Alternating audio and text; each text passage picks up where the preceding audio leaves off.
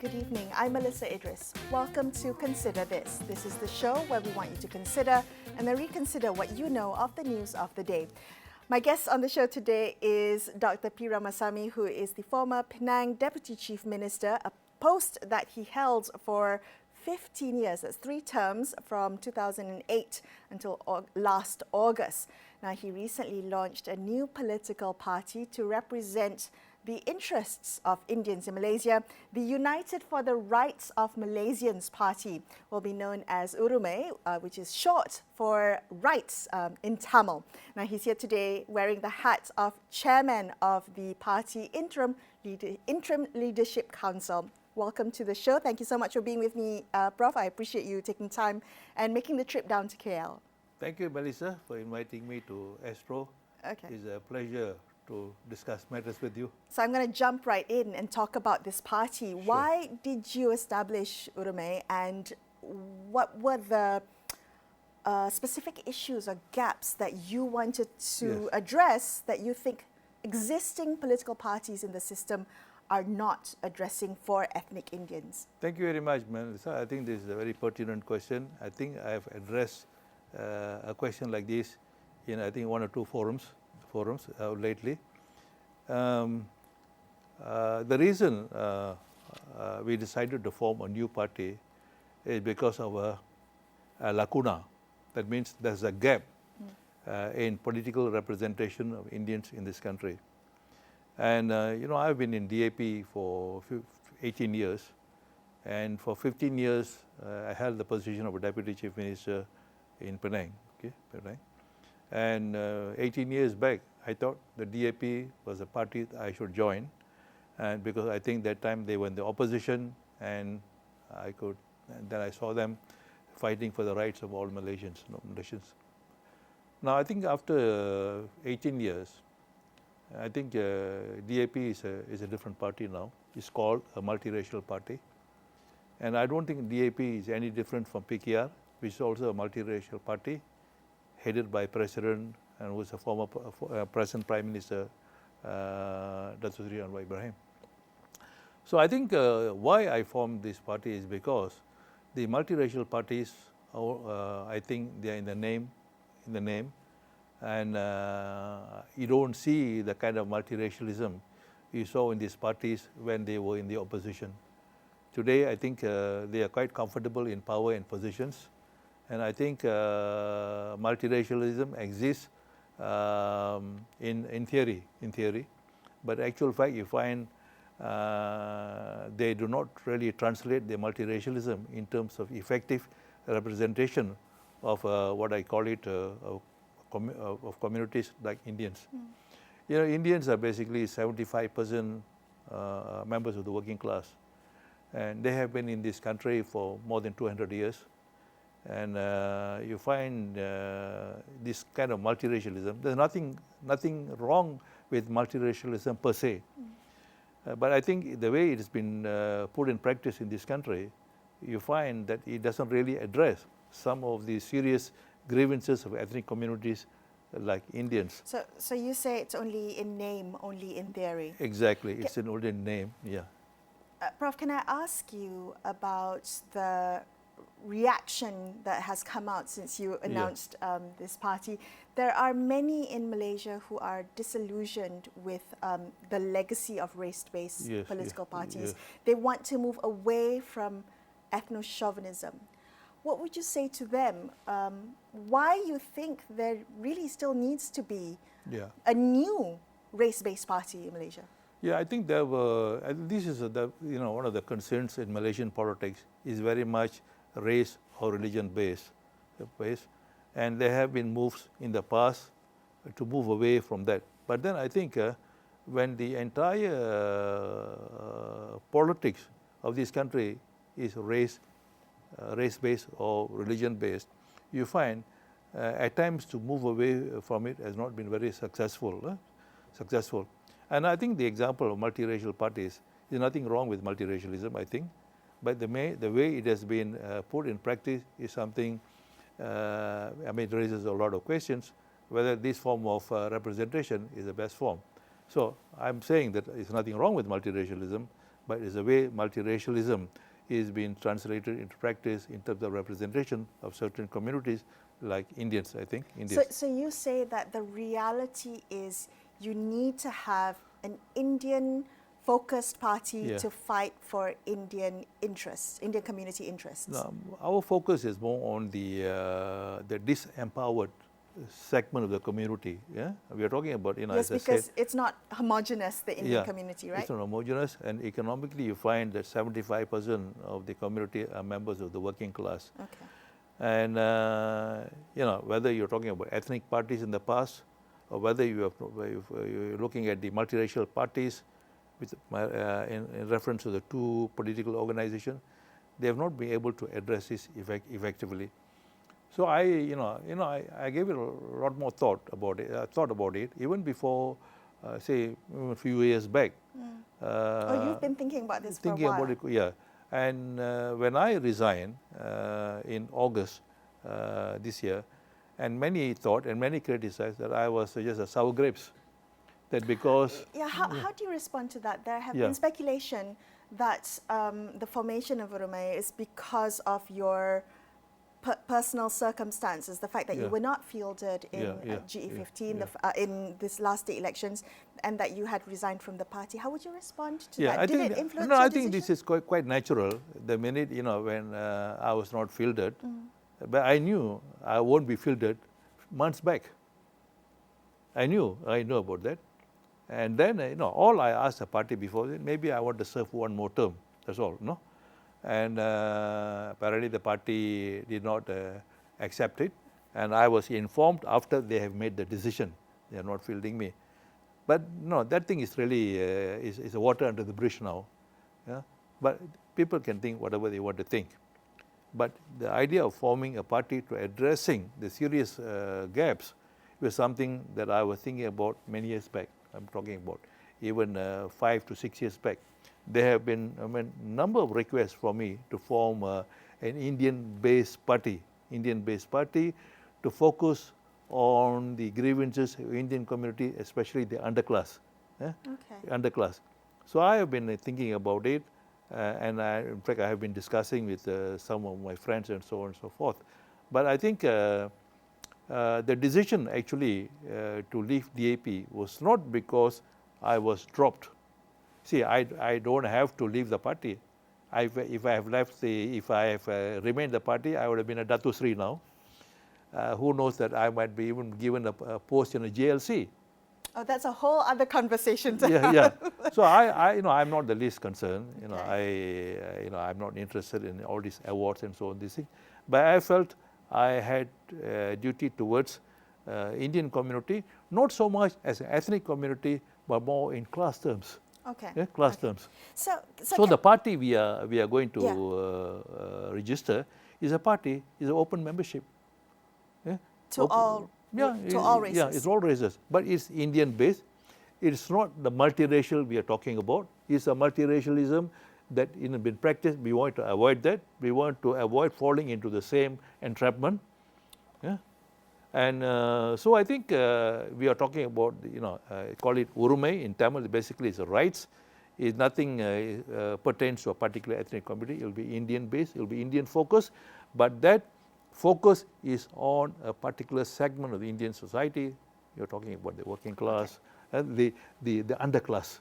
So you said you've been thinking about this for a while, 5, 6 years. Yes. That would take us back to maybe even the Najib era. Yes. Or even the Pakatan Harapan 1.0 era, true, which you were in government at that time. I was in government. I was in government for 15 years. So why do you think now that Pakatan Harapan, meaning PKR and DAP, have failed the Indian community? I think that's a very relevant question. Why now? Why not before? Basically now you have reached where, you see, the last state elections, 6 states, at least about 25% of Indians deserted Pakatan Harapan. 25% of Indians. The Chinese are still very much intact in terms of supporting the DAP and very much supportive of PH. You see, I was one of the ardent supporters of Anwar Ibrahim. In fact, I have been very, very critical of Mahathir when he refused to let go let Anwar assume the post of prime ministership. And Anwar knows that. I was a very ardent supporter of him. But I'm disillusioned with Anwar now. I'm dejected by his leadership because I think he is not what he projected himself. Can you be specific, Doctor? Yeah, I think Anwar is basically a populist. There's nothing personal. Coming from a person who was an ardent supporter of Anwar, ardent supporter of Anwar, even maybe 1 year back. So now I am very disillusioned, not just with Anwar, with the Pakatan Harapan government, the component parties in Pakatan Harapan, DAP, and you're talking about PKR, and the alignment with UMNO. I'm very disillusioned, but I don't think this is a way that addresses the concerns of all Malaysians, irrespective of race or religion.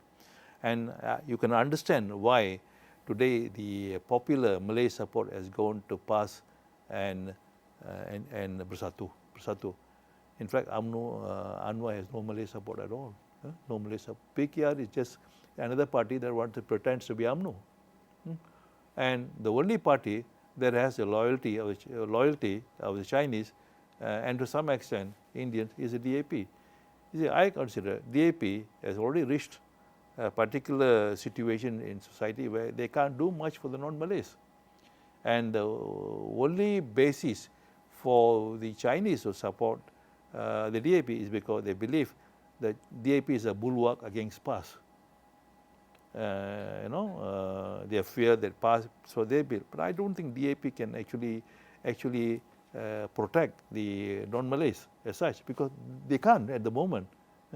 So I think today DAP leaders are in power and position in Penang, maybe at the Exco in Negeri Sembilan, in Selangor. They have about four federal ministers. But what can they do? I mean, why pretend that you are the defender of the non-Malays? You are not. So let's focus specifically on the Indian representatives, Indian MPs. So Anwar's unity government has 11 Indian MPs from DP, PKR and MIC. So that's 5% of the 222 MPs in Parliament. Why do you think that's still not enough to fight for the interests of the Indian It's community? not about the number of, Melisa, not about the number of MPs, number of state assemblymen, a number of EXCO members, It's a question of quality of the leadership.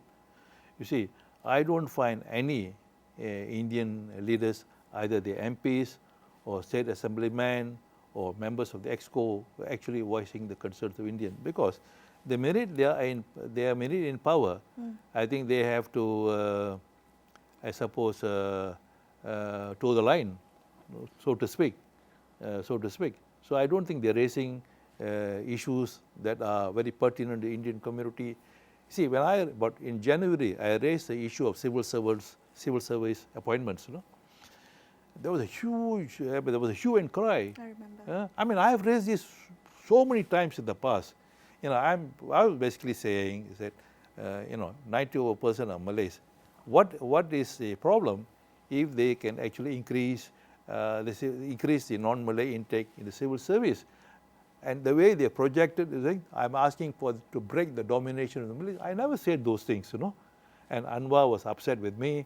UMNO was upset with me. I was still in the government, The DAP was upset with me.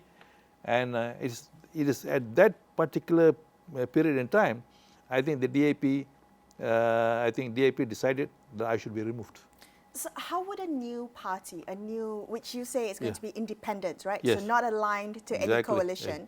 How would a new independent political party allow for you to champion those concerns? Melisa, at the moment, my council members and others, we are not so much interested in taking the question of becoming MPs or ADUNs or EXCO members.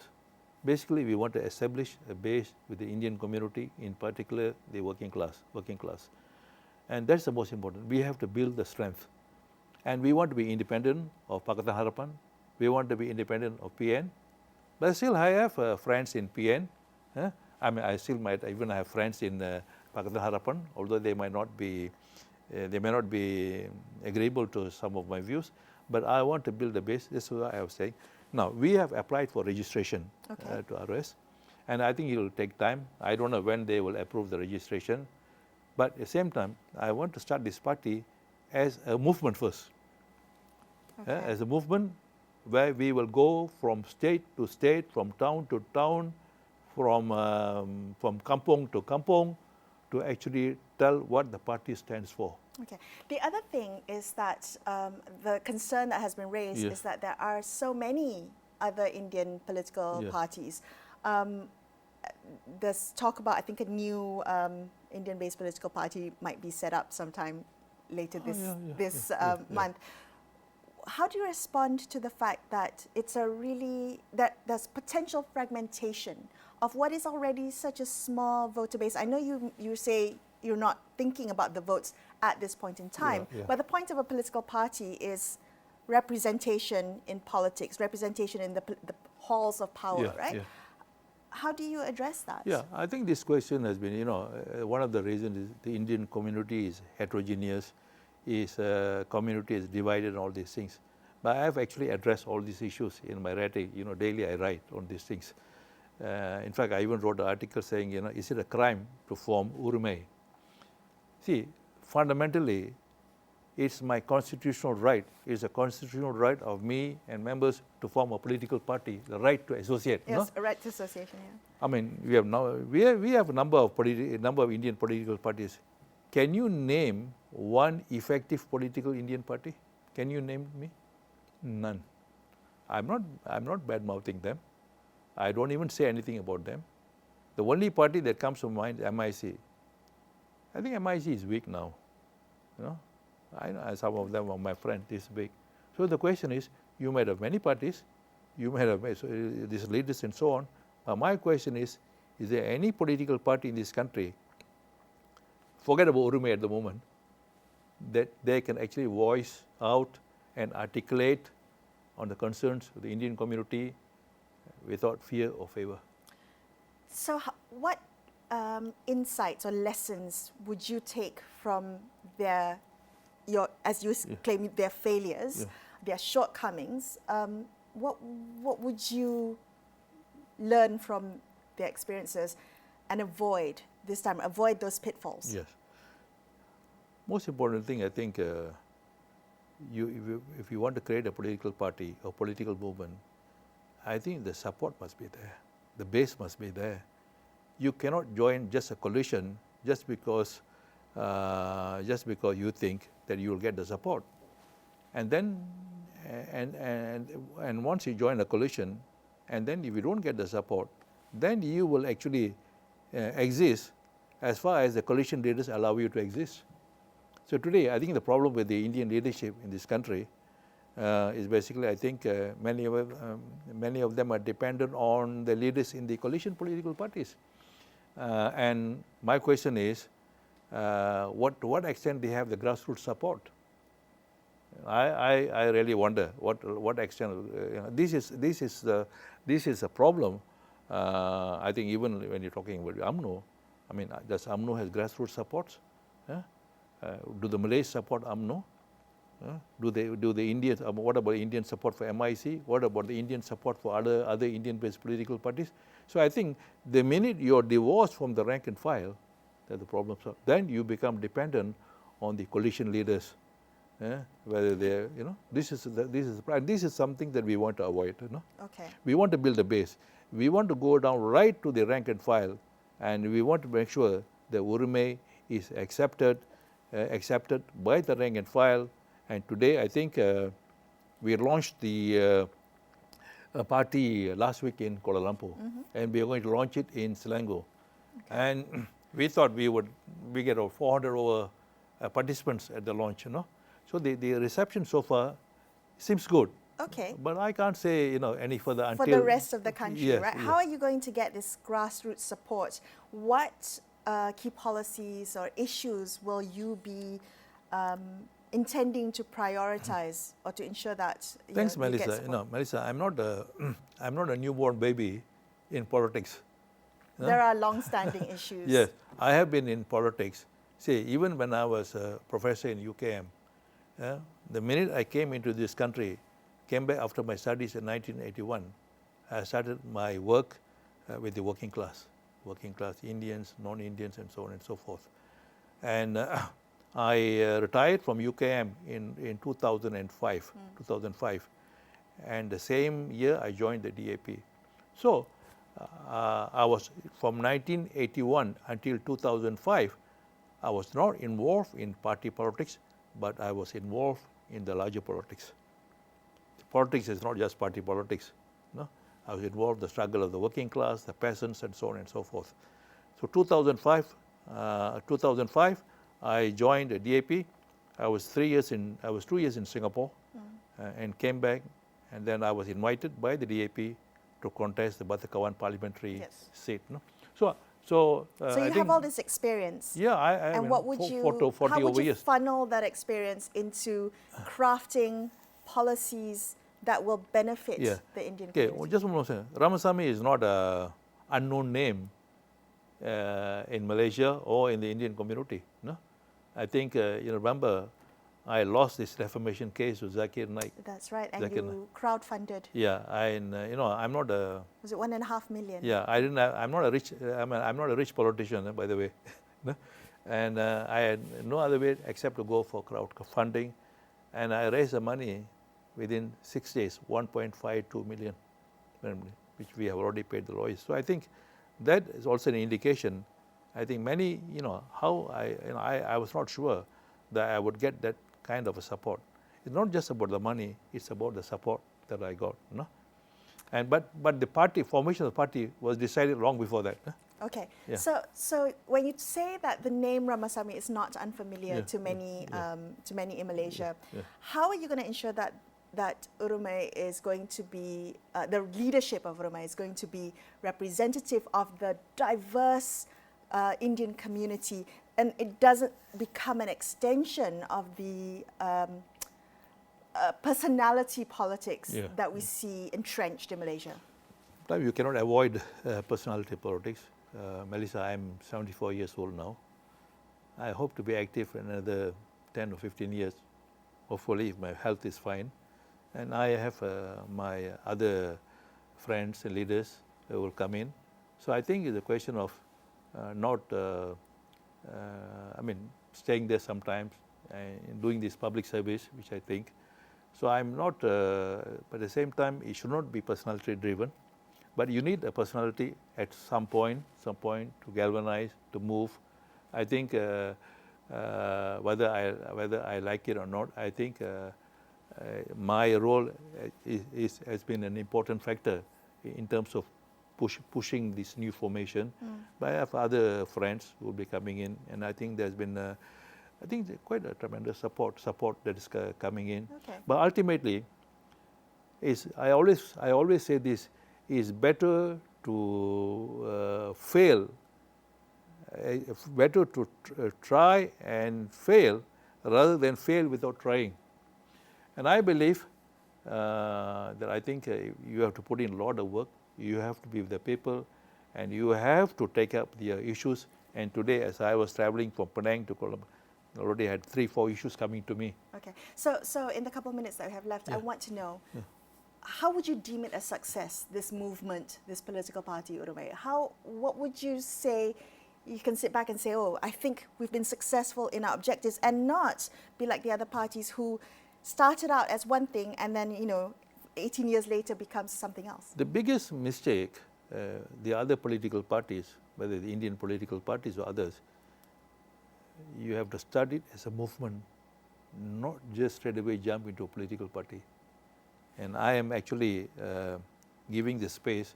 We will go as a movement and then eventually register it as a political party. By going for a movement, I think we can capture the dynamics of the society and the support. And ultimately, our strength and whether we are going to last or not is going to be on the basis of support we receive from the Indian community as well as non-Indians. We can see a lot of issues that I am going to take up. It is not about Indians, it's also about Malaysians, about the educational system, about the issue about citizenship, it's the issue about the economy, it's about the social issues.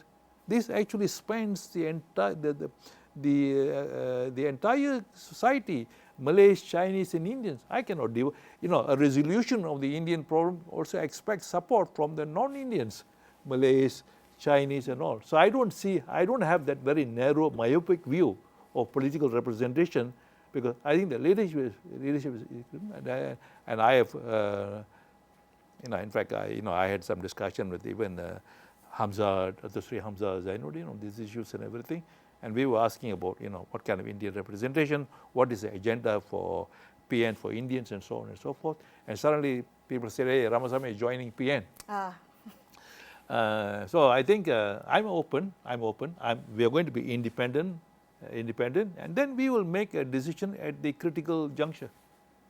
Well, thank you for coming on the show and telling us a little bit about this new movement that you're starting. Thank you, Melisa. Thank you for inviting me. Thank you. That was Dr. P. Ramasamy there, wrapping up this episode of Consider This. I'm Melisa Idris, signing off for the evening. Thank you so much for watching. Good night.